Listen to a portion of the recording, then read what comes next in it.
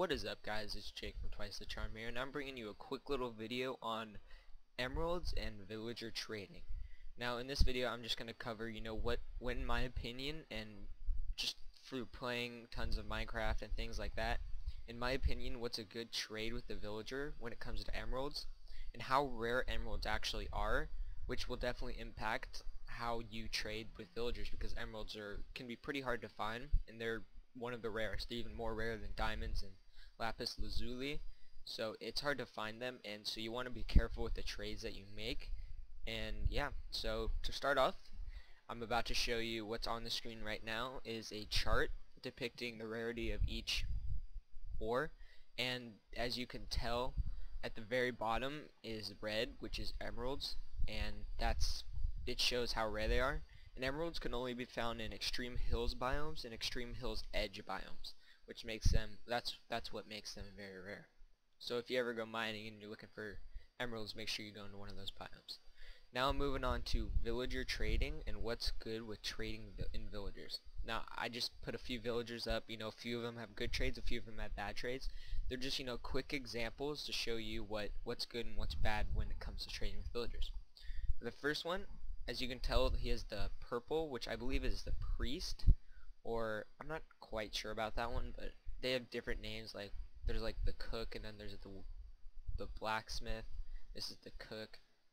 I forgot what brown and white are, but they all have different things which will give what they sell. Like the cook obviously will sell food type items, blacksmith will have like tools and such, just things like that. So start off, 1 emerald for 3 bottles of enchanting. Now I would definitely recommend this if you're looking to upgrade weapons and stuff. I mean, 1 emerald, that could be definitely worth it, so we'll make the trade here. Put 1 emerald in, we get our 3 bottles of enchanting, so that guy will stay. Here's the blacksmith, so 8 iron ingots for a emerald. Now I'm thinking how rare iron is compared to emerald. That's actually a pretty good trade, so that would be something you definitely want to consider, because you could get those 8 iron ingots for an emerald, and then that emerald could get you these 3 bottles of enchanting, or you can get you 7 pieces of steak. Like I said, the cook and 7 cooked steak, that's a pretty good trade in my opinion. Make that trade. Now we have 7 steak. See, just from 2 emeralds we already have a bottle of enchanting, which can get you to, I believe, probably level 2 with this point, with only 3 of them, probably level 2 for starting off from the bat, and you have 7 cooked pork chops, which can last you around 2 full days. Now here is 3 emeralds for 1 flint and steel.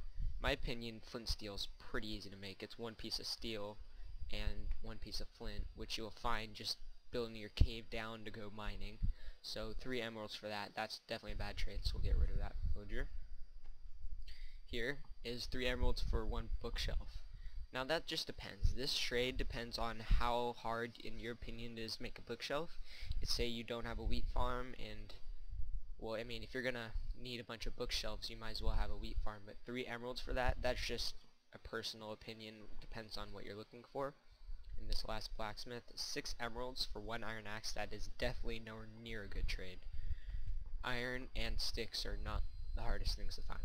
So those are just a few examples of what's good and what's bad trades. The villagers will trade a numerous variety of things, so you never know what you can get. So this has been Jake from Tvvicethecharm. I hope everyone enjoyed.